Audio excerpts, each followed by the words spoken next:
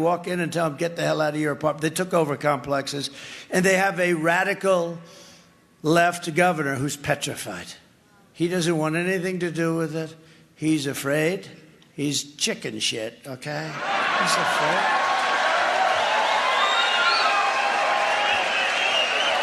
On Friday, October 11th, Trump took the stage at the Gaylord Rockies Resort and Convention Center in Aurora, Colorado, delivering an 80-minute speech that felt like a flashback to 2016 for a second anyway. Vintage Trump showed up, the one that talks tough and focuses on America's problems.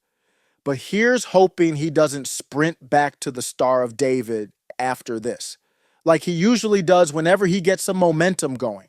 We got a glimpse of that no-nonsense Trump, and the real question is, can he keep the focus on the U.S. this time before he supports the checks flowing overseas again?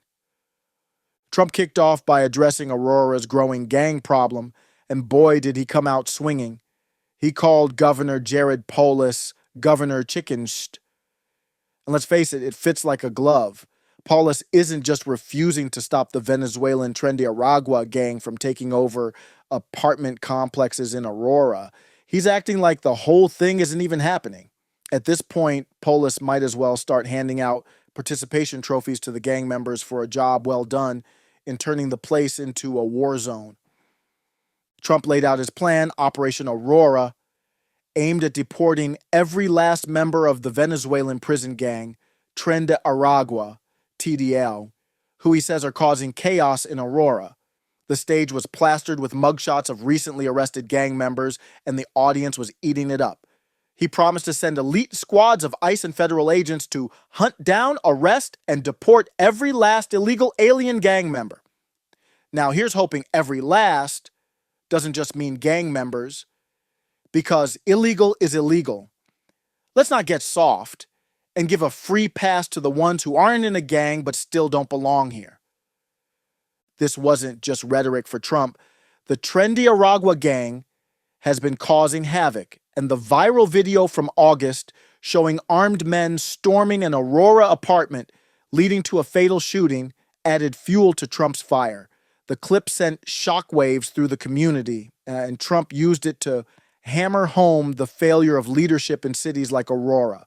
But naturally, Aurora's officials, led by Chickenst Polis and Republican Mayor Mike Kaufman, are doing their best to downplay the whole thing, calling it grossly exaggerated. Apparently, according to them, we're all just imagining the lawlessness that's been unfolding in these neighborhoods. Nothing to see here, folks. Still, Trump didn't hold back. He vowed to take Operation Aurora nationwide if reelected, invoking the Alien Enemies Act of 1798. Under this law, Trump would deport any non-citizen from a country the U.S. is at war with, Venezuelans included. He even promised that any immigrant who kills a U.S. citizen or law enforcement officer would face the death penalty. Talk about bringing the hammer down. That's the Trump people want to see. The tough guy who's not afraid to throw a few punches, even if it means upsetting the snowflakes in office. But let's not get ahead of ourselves. There's still a little 2016 Trump hiding in there trying to claw his way back. He's cussing and throwing out tough talk, but you gotta wonder if it's just for show. After all, it's clear he and J.D. Vance have been careful to focus only on criminals and not all illegal immigrants. Come on, Donald. Illegal is illegal, so why not go all the way? But hey, at least he's not up there handing out cookies and warm hugs. So we'll take what we can get. Later that day, Trump repeated much of the same speech in Reno, Nevada, keeping the focus on illegal immigration and law and order, but sparing Nevada's governor from the Chickenst label. Lucky guy. Meanwhile, back in Aurora, the officials are still in denial. Mayor Kaufman released a statement after the rally, calling Trump's depiction of Aurora grossly exaggerated. He's basically saying, move along, nothing to see here. While people in the city are left to fend for themselves. The mayor's even implying that All of this talk about gang takeovers is just hurting the city's reputation. Sure, because pretending the problem doesn't exist is definitely the best way to handle things. As for Governor Chicken himself, not only is he ignoring the problem, but with those estrogen levels through the roof, we should probably cut him some slack. He's likely too busy knitting a uterus to care about what's really going on. Weak men like him, they make hard times.